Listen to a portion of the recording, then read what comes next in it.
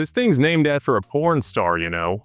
I don't know how much I can talk about that part specifically, but we are going to try anyway. Now today we are going to be talking about planes, specifically the really big ones, and why the largest plane in the American inventory doesn't actually fly that much. So unimproved airfield, the like and subscribe button, and let's talk about it.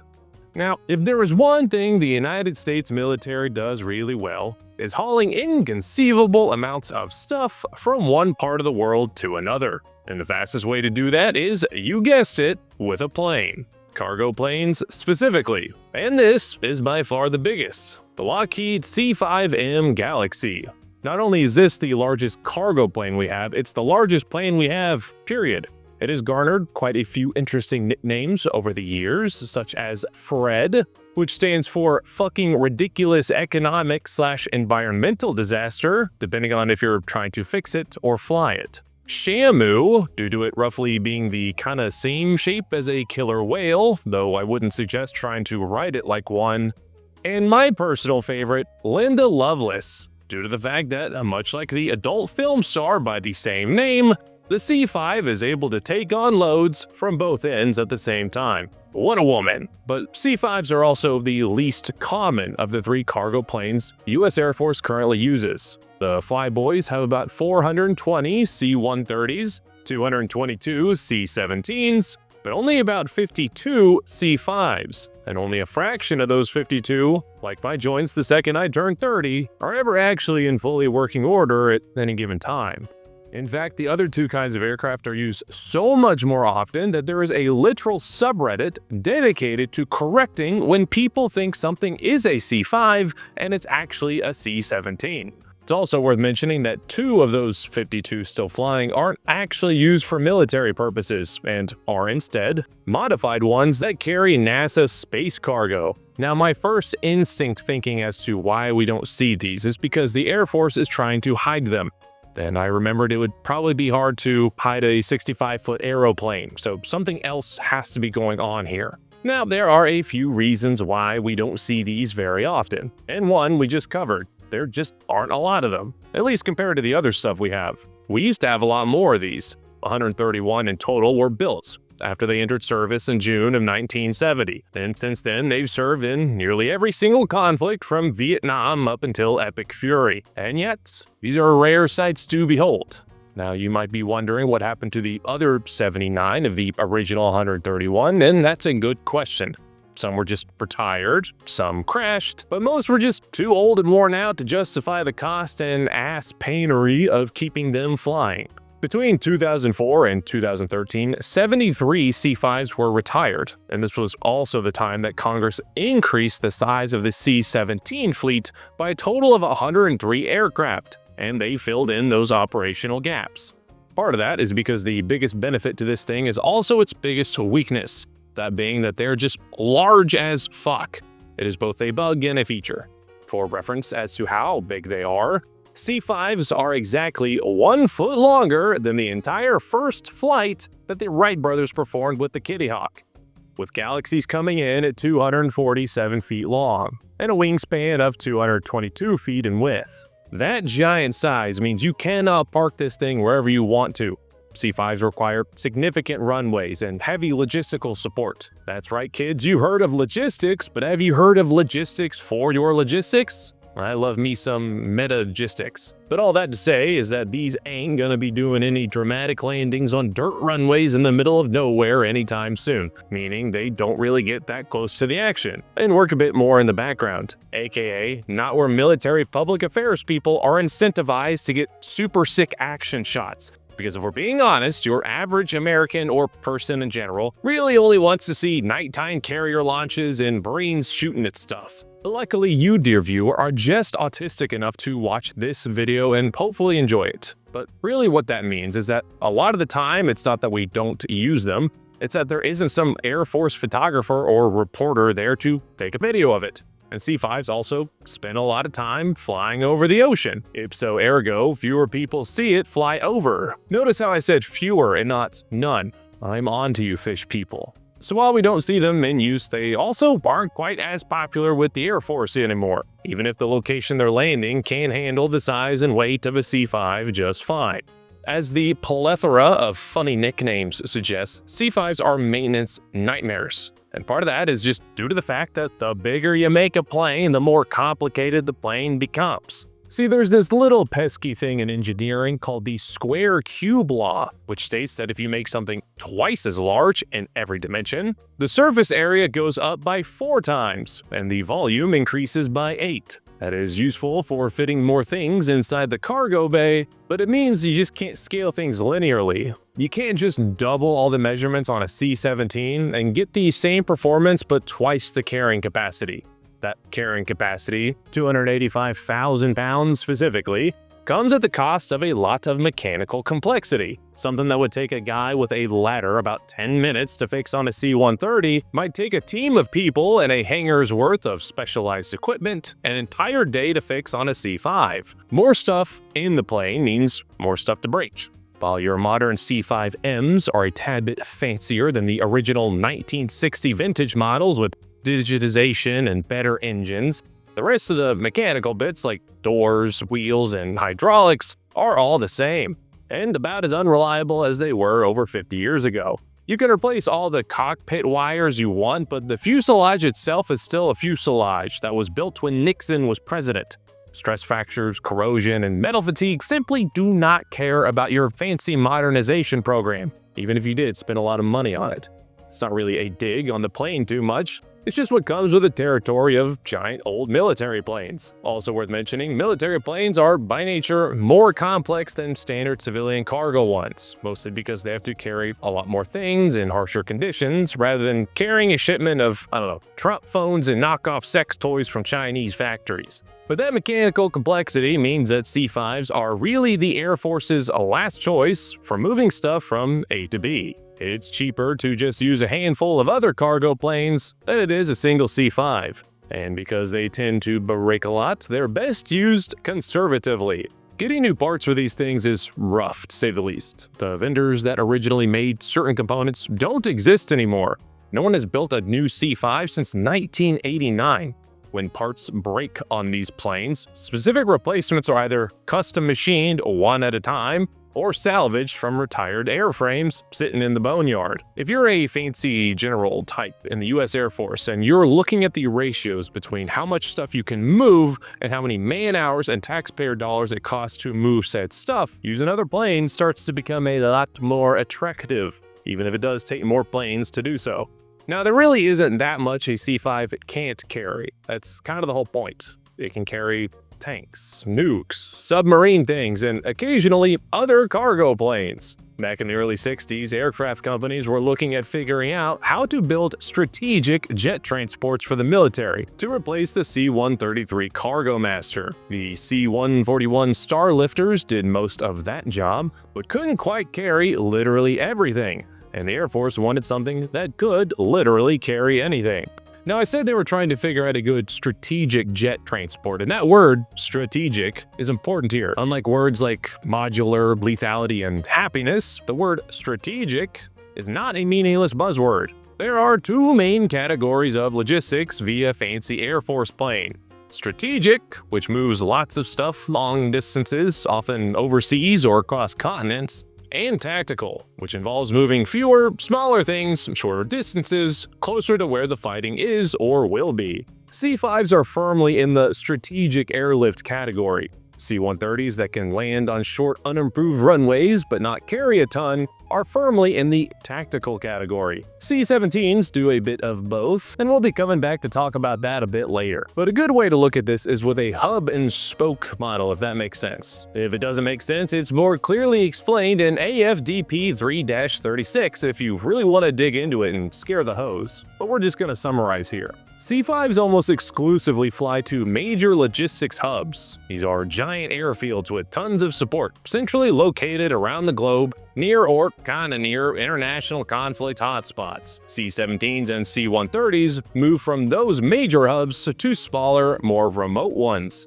typically the final destination of the people and stuff they were carrying. C-5 Galaxies burn fuel faster than I burn through my will to live on a Monday. so it's best to use all that fuel at once with a full cargo bay rather than multiple smaller trips with less gear in the back. It's the same reason I had to take a massive 787 jet from Texas to Germany before getting crammed on a tiny prop shitbox for the final leg to Bulgaria, to meet a woman way out of my league who was very interested in my knowledge of the American spy satellite constellation for some reason. She laughed at it. Anyway, I'm over it now. But another reason why you don't see a lot of C-5s doing turn and burns is because airlift and cargo is actually the US military's last resort when it comes to moving a lot of stuff from place to place. It is way simpler and cheaper to move hundreds of vehicles at once via trains and shipping boats than it is to airlift them. I mean, hell, if you're an American troop going on deployment, odds are you're getting at least most of the way there via a civilian charter jet. See, as impressive as this plane is in size and carrying capacity, it can't carry too much at once in the grand scheme of things. Modern Galaxies can carry exactly 2 tanks at once. And while that is literally double of what a C-17 can carry, which can only carry 1, shout out to math there, that poses some problems. Because 2 tanks ain't exactly enough to turn the tide of most battles, and that does not include the logistical support to keep those tanks actually fighting, for example. Plus, there is a near zero chance that that location that a C-5 is landing is where things like tanks are actually needed. It's the entire reason we have tanks pre-positioned overseas where wars might start, because getting them all the way across the ocean is a pain in the penis. We do ship tanks and vehicles via planes, as is proven by the literal video evidence you are seeing now on screen, but it takes a lot of time and is not the ideal method by any means. Planes are good at moving stuff quickly and to remote areas, and that is why they're useful. Galaxies are better for big chunks of support equipment, or just massive piles of supplies, while other aircraft run missions closer to the actual fighting. These days, the real workhorse of the cargo fleet is, as you probably guessed at this point, the C-17, and the C-5 is really only called in if C-17s can't cover down. While C-5s can basically carry anything, the amount of things that a C-5 can carry and a C-17 can't isn't actually that big. The real difference is in the volume of stuff at once, not specifically the things themselves. But what are those missions that only it can perform? Well, certain things just can't be broken down into smaller pieces to fit inside a Globemaster, like mobile satellite ground stations, certain mine-clearing vehicles, bridging or specialized communication equipment, and sometimes it's just about practicality. Certain helicopters can fit in a C-17 if you take them apart, but it saves some time and energy if you skip unscrewing everything and shove it inside a C-5. Plus, if you lose the instructions on how to put a helicopter back together, you're just kind of screwed at that point.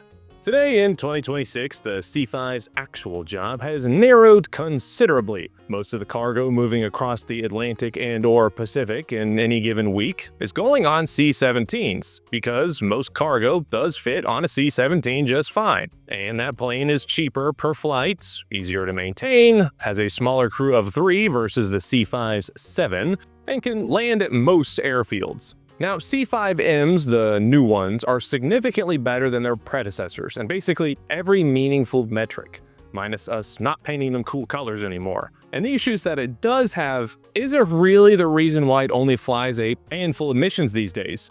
It's actually kind of the reverse. Because these things don't fly nearly as much as everything else, it's not really a big deal that they're expensive and break down more often than we'd like. Yes, getting spare parts costs a lot of money and is hard, but we don't actually have to do it that often. It's not that the C-5 is a bad plane, necessarily, it's just that the C-17 is a really good fucking plane. The same reason C-5s don't fly as much anymore is the same reason why C-130s don't fly as much anymore. The job is getting taken over by something else, and it's getting relegated to more specialized roles. Meaning that, like playing naked leapfrog with your wife of 20 years, those things just don't happen as frequently as they used to anymore. Now, despite that, there is in fact a new kid on the block, and it's set to replace both the C-5 and the C-17 that I just spent half the video glazing over. Somehow, the ancient C-130 survives once again. Congratulations. But before you get too excited, it's not going to be until the 2040s. Now, the US Air Force is currently looking at a program called the Next Generation Airlift, or NGAL program. Right now, this is very, very early in the works and is still in what's called the CBA stage, or Capabilities-Based Assessment, which is a fancy way of saying we want a new cargo plane, and that's literally as far into the building process as we've got. But the biggest emphasis that I've seen looking into the NGAL program is what people are calling agility, which is kind of a meaningless word here. They might as well have just said C-17, but better. Inside of agility, there are two main focuses though: ability to go faster and ability to not get shot down better. And there are very real reasons for this. First is that China and Russia are getting better at being able to shoot things down from farther away. Normally, things like C-17s and C-5s are kept in airspaces that are safe, or at least relatively safe from threats that would shoot them down. And both planes were designed with that in mind. The Air Force is specifically more concerned about China's increasing ability to pluck birds out of the Great Blue Yonder by 2050. So the development of new planes by the 2040s makes a lot more sense. C-5s and C-17s do have countermeasures like flares and jamming suites, but those are only going to get you so far these days. Probably one of the more useful and sophisticated things that they have are called Large Aircraft Infrared Countermeasure Systems, which is exactly what it sounds like. Also known as the AN/AAQ-24, these things track and dazzle heat-seeking missiles with the goal of just making them miss. The defenses we put on cargo planes these days are pretty impressive, all things considered. They're also pretty robust, but that still might not be enough. Countermeasures for cargo aircraft are arguably more important on those than almost any other plane. These things don't have stealth to stay hidden and can't meaningfully attempt to outmaneuver anything coming at it to blow it up. They're also about as easy to detect as your mom falling over next to a Richter scale. They also, and most importantly, are carrying other very, very important things. One air-to-air missile hitting an American cargo plane could mean the loss of hundreds of troops at once, or weeks of ammunition and supplies, or the destruction of vital pieces of equipment and vehicles for any war effort. The other half of agility, and kind of tied into that, is speed. Weirdly enough, both the C-5 and the C-17 have essentially the same top speed and cruising speed, both maxing out at about 515 miles per hour. That ain't exactly slow, but it also ain't exactly breaking any records. The Air Force wants the NGAL, or whatever it ends up being, to go faster. Faster logistics is obviously a good thing in any kind of situation, but especially important in the kind of conflict the US is anticipating in the near future. In both a war with Russia and/or China, the United States would be the side having to react to any kind of attack. Meaning, unlike when we spent months shipping half the American arsenal over to Iran, we need to be able to get as much stuff across the globe as fast as possible in order to slow down and ideally stop the attack as quickly as we can. Now, making a cargo plane that can go 600 miles per hour instead of 515 miles per hour obviously isn't going to be the difference between losing or winning a war, in those opening days at least.